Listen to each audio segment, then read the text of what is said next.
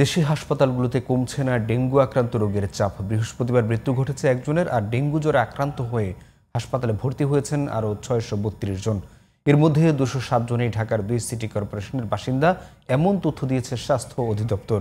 যদিও বিশেষজ্ঞরা বলছেন ডেঙ্গু নিয়ে তেমন আতঙ্কের কিছুই নেই। এই মাস থেকেই কমতে পারে রোগটির প্রকোপ।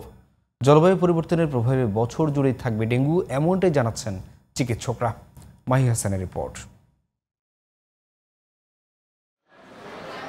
এ বছরের শুরু থেকেই ডেঙ্গু জ্বরে আক্রান্ত রোগী থাকলেও এর প্রকোপ বাড়তে শুরু করে বছরের মাঝামাঝি। জুলাই মাসে 10,000-এর ঘর পার হয় ডেঙ্গু রোগীর সংখ্যা। স্বাস্থ্য অধিদপ্তরের পরিসংখ্যান বলছে, এ বছরের জানুয়ারি মাসে ডেঙ্গু আক্রান্ত রোগীর সংখ্যা ছিল 1,161 জন। পরের 3 মাস অর্থাৎ ফেব্রুয়ারি, মার্চ আর এপ্রিল মাসে এই রোগে আক্রান্তের সংখ্যা ছিল 1000-এর নিচে। অন্যদিকে মে মাসে মশাবাহিত এ রোগে আক্রান্ত হন 1,773 জন। জুনে 5 গুণ বেড়ে সংখ্যা দাঁড়ায় 5,951 জন। আগস্ট মাসে 10,496 জন আক্রান্ত হলেও সেপ্টেম্বর মাসের প্রথম 25 দিনেই মশাবাহিত রোগটিতে আক্রান্ত হয়েছেন 12,997 জন।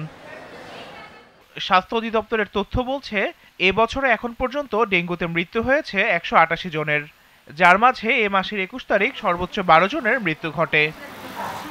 গেল 2 মাস টানা বৃষ্টি থাকায় বেড়েছিল রোগটির প্রকোপ, এমনটাই জানাচ্ছেন স্বাস্থ্য বিশেষজ্ঞরা। তবে অক্টোবর মাস থেকেই তা কমতে পারে। এটা আবহাওয়ার উপরে নির্ভর করে। যদি দেখা যায় যে বৃষ্টি কমে যাচ্ছে, বিভিন্ন জায়গায় যে জলাবদ্ধতা এটা যদি কমতে থাকে, তাহলে আশা করা যায় যে এবছরও রোগীর সংখ্যা আগামী মাস থেকে কমতে শুরু করবে।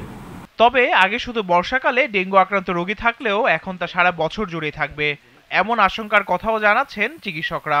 এই যে গ্লোবাল ওয়ার্মিং এর জন্য কিন্তু আমাদের সারা পৃথিবীতেই টেম্পারেচার বৃদ্ধি পাচ্ছে। এই যে টেম্পারেচার বৃদ্ধির জন্য কিন্তু নট অনলি বাংলাদেশ, অনেক দেশে কিন্তু টেম্পারেচার বাড়ছে এবং অনেক দেশে দেখা গিয়েছে যে কখনো ডেঙ্গু ছিল না, কিন্তু সেখানেও ডেঙ্গু হচ্ছে। এডিস মসকিটো প্রজননের সবচেয়ে বেশি ফেভারেবল কন্ডিশন 25 থেকে 30 ডিগ্রি সেলসিয়াস। যেহেতু টেম্পারেচার বাড়ছে, এটা একেবারে অনেক মাস যাবত এটা থাকছে। এখন নাও ইট ইজ সিজনাল অনলি। বিশেষজ্ঞরা আরও বলছেন, প্রতি মাসেই ডেঙ্গু রোগী বাড়লেও জনসচেতনতা বাড়ালে এ নিয়ে আতঙ্কিত হওয়ার কারণ নেই। Mahi Hasan, GTV news, Dhaka.